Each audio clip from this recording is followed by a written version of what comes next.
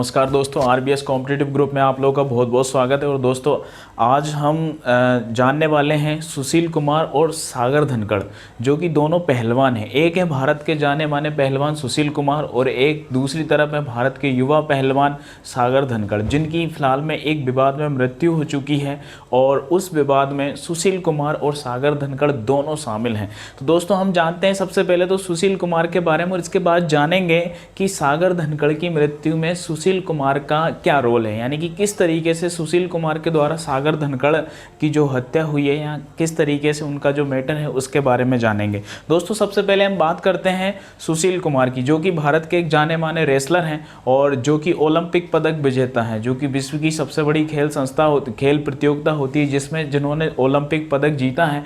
वो सुशील कुमार आखिर इस विवाद में फंसे कैसे, क्या रीजन है उसका, तो दोस्तों जानते हैं सबसे पहले सुशील कुमार के बारे में। सुशील कुमार दोस्तों, सुशील कुमार जिनका कि जन्म हुआ था कब, 26 मई 1983, वर्तमान में इनका भी जन्मदिन निकला है, तो 26 मई 1983 को सुशील कुमार का जन्म हुआ था। दोस्तों कहाँ पर हुआ था, तो दिल्ली के नफसगढ़ में। कहाँ पर हुआ था, दिल्ली के नफसगढ़ में सुशील कुमार का जन्म हुआ था। दोस्तों इन्होंने अपना जो प्रारंभिक दौर है, इनका शुरू से ही काफ़ी इंटरेस्ट था कुश्ती में, रेसलिंग में। तो दोस्तों इन्होंने छत्रसाल स्टेडियम, जो कि दिल्ली में ही पड़ता है, छत्रसाल स्टेडियम में इन्होंने अपने करियर की शुरुआत की और वहाँ पर इन्होंने अपना दौर जो था उसकी शुरुआत की।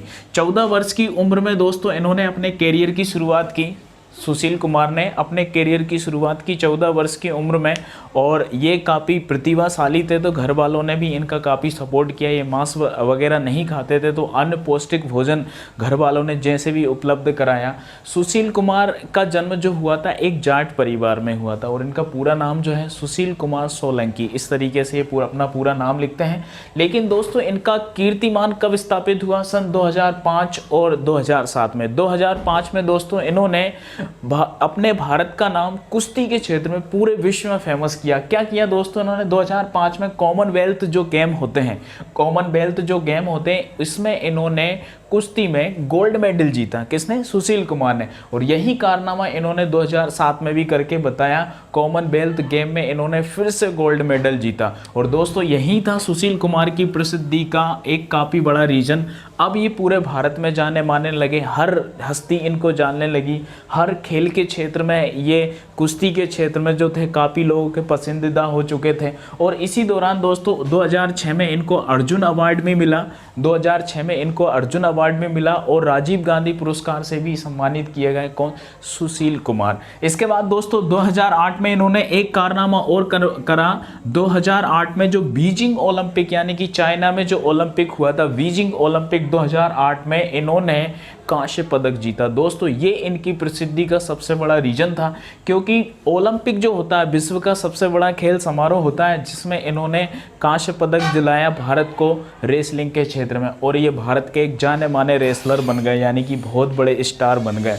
इसके बाद दोस्तों इन्होंने 2011 में इनको पद्मश्री अवार्ड से भी सम्मानित किया गया। 2011 में इनको पद्मश्री अवार्ड भी मिला और 2012 में दोस्तों इन्होंने एक और कीर्तिमान स्थापित किया।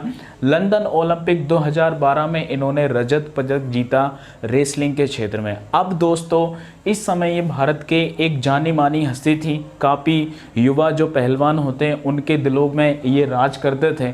और वैसे भी दोस्तों आप लोगों को पता है कि हमारे देश में खिलाड़ियों को और कलाकारों को एक भगवान के बराबर दर्जा दिया जाता है। तो दोस्तों उस समय तक ये बहुत बड़े स्टार थे।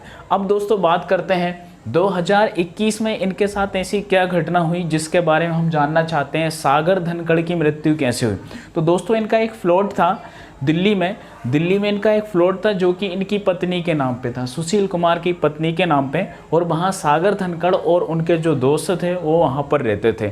काफ़ी दिनों से उन्होंने किराया नहीं दिया था, तो सुशील कुमार जो थे वो फ्लैट खाली करवाने के लिए उनके पास गए। तो उन्होंने कहा कि भाई हम खाली नहीं करेंगे। तो सुशील कुमार को गुस्सा आया और फ्लैट खाली नहीं करने की वजह से उनको वहाँ से पकड़ के, जो उनके दोस्त थे सागर धनखड़ वगैरह के सारे दोस्तों को वो छत्रसाल स्टेडियम दिल्ली में ले आए पकड़ के, छत्रसाल स्टेडियम। और छत्रसाल स्टेडियम में दोस्तों इनके बीच में आपस में झड़प हुई, जिसमें सागर धनखड़ को काफ़ी चोटें आई और हॉस्पिटल में इलाज के दौरान उनकी मृत्यु हो गई। तो दोस्तों इस केस में सुशील कुमार जो थे ये सबसे मुख्य रोल है इनका। और सुशील कुमार के द्वारा ये किया गया जो अपराध है ये दोस्तों हमारे लिए निंदनीय है। जो सागर धनखड़ थे, सागर धनखड़ दिल्ली के हेड कांस्टेबल जो कि पुलिस में इनके पिताजी थे, वहाँ पर ये युवा पहलवान थे, भारत के उभरते हुए सितारे थे, लेकिन इनकी भी कुछ गलतियाँ थी जिनकी वजह से ये एक भारत की बहुत बड़ी हस्ती जो थी इस केस में आज फंसी हुई है। दोस्तों सुशील कुमार को ऐसा नहीं करना चाहिए था। क्यों नहीं करना चाहिए था? क्योंकि ये इतने बड़े स्टार थे, इनको पुलिस का सहयोग लेना चाहिए था, कानून का सहयोग लेना चाहिए था, क्योंकि अगर इतने बड़े स्टार के साथ अगर कानून और हमारी न्यायपालिका इंसाफ नहीं कर पाती तो हम जैसे आम लोग इस देश में कैसे जी रहे होंगे, हमारे इंसाफ के लिए क्या प्रतिक्रियाएं चल रही होंगी, ये तो आप खुद अच्छे तरीके से समझते हैं। मेरे ख्याल से सुशील कुमार को इस विवाद में नहीं पड़ना चाहिए था, उनको कानूनी तरीके से ही एक क्रिया जो थी वो करना चाहिए था, ताकि इनका कीर्तिमान बचा रहता और आज ये इतने बड़े केस में नहीं फंसते। दोस्तों अब इनको सुशील कुमार को इन सब चीज़ों के कारण, क्योंकि ये ओलंपिक पदक विजेता थे, तो दोस्तों जो भारत सरकार थी इन्होंने इनमें रेलवे के उत्तर रेलवे ने मुख्य प्रबंधक पद जो होता है वो रेलवे में इनको नौकरी दी थी। और जो खेल समिति होती है, ओलंपिक जो खेल समिति होती है यानी कि WFI जो होता है यानी कि रेसलिंग फेडरेशन ऑफ इंडिया जो होता है, इसकी तरफ से 30 लाख का इनको सालाना अनुबंध दिया जाता था। दोस्तों अब इन दोनों चीज़ों से सुशील कुमार को हाथ धोना होगा। एक 30 लाख रुपए का जो सालाना इनका अनुबंध है और रेलवे ने इन्हें जो मुख्य प्रबंधक पद पर इनको नौकरी दी थी, इन दोनों चीज़ों से हाथ धोना पड़ेगा, क्योंकि दोस्तों ये इन्होंने जो कृत्य किया है वो वास्तव में ही निंदनीय है। एक इतने बड़े स्टार को ये इस तरीके से कोई भी घटना करना अपराधजनक होती है, और इतने बड़े स्टार अगर इस तरीके की घटना करेंगे तो वो हमारे देश के लिए जो खेल भावना होती है, खेलों के लिए जो होता है, ऐसे लोगों की प्रतिभा पर ये बिल्कुल घोर अन्याय होता है। तो दोस्तों इस तरीके से थोड़ा हमें ध्यान देना पड़ेगा जो हमारे बड़े बड़े स्टार होते हैं, क्योंकि हमारे देश में खिलाड़ियों को और कलाकारों को हम भगवान के बराबर दर्जा देते हैं। हमारे देश में जो भी वर्ल्ड कप वगैरह, क्रिकेट वगैरह जब होते हैं तो दोस्तों यज्ञ वगैरह, पूजन वगैरह करते हैं। आजकल घरों में, लोगों के घरों में भगवान से ज़्यादा फोटो तो इतने बड़े बड़े स्टार खिलाड़ी और कलाकारों की होती हैं। अगर दोस्तों ये सभी ऐसे करेंगे तो इनके जो फॉलोअर्स होते हैं, इनको जो मानने वाले होते हैं, उनके आत्मसम्मान को इस चीज़ से ठेस पहुँचती है, आत्मसम्मान टूटता है।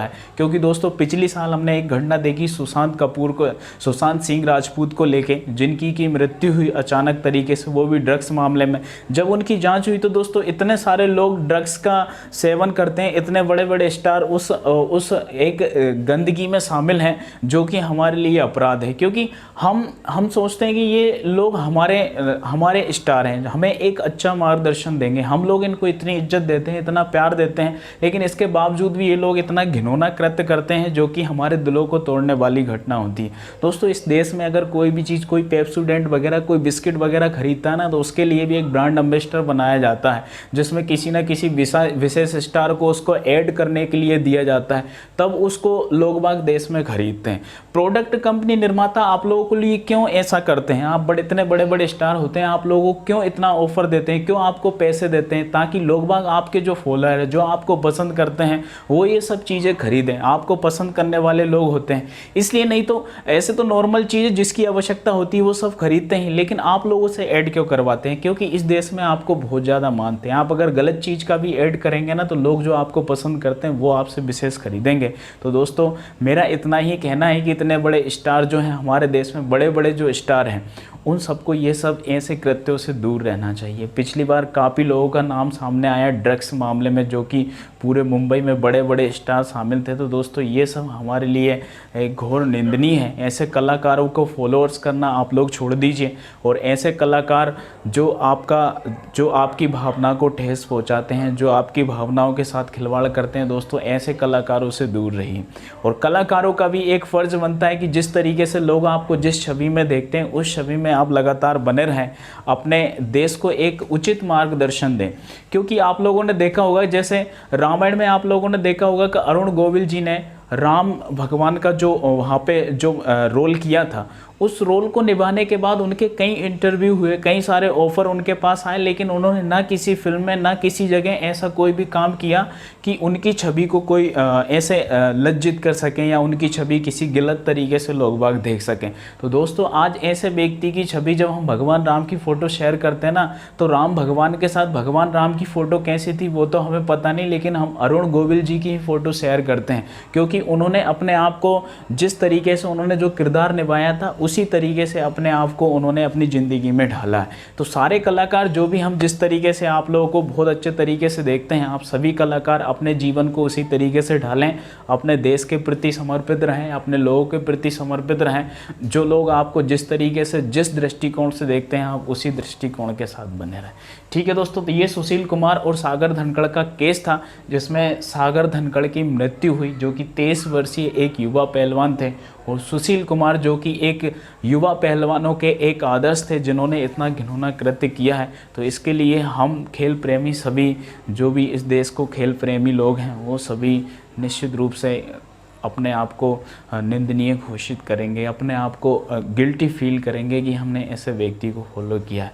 तो आगे जो भी आप सब लोग इस वीडियो को देख रहे हैं, जो भी इस वीडियो को लाइक कर रहे हैं, जो भी लोग इस वीडियो को देख रहे हैं, वो ज़्यादा से ज़्यादा इस वीडियो को शेयर करें ताकि जितने भी लोग हमें फॉलो करें कम से कम उनके सामने ही सच्चाई आ सके और हमारे जो शब्द हैं, हमारे मन की जो भावना है वो भावना सभी लोगों के पास पहुंच सके। ठीक है दोस्तों, तो मैं इतना ही कहना चाहता हूं इस बात के बारे में, बाकी आप लोग खुद समझदार हैं।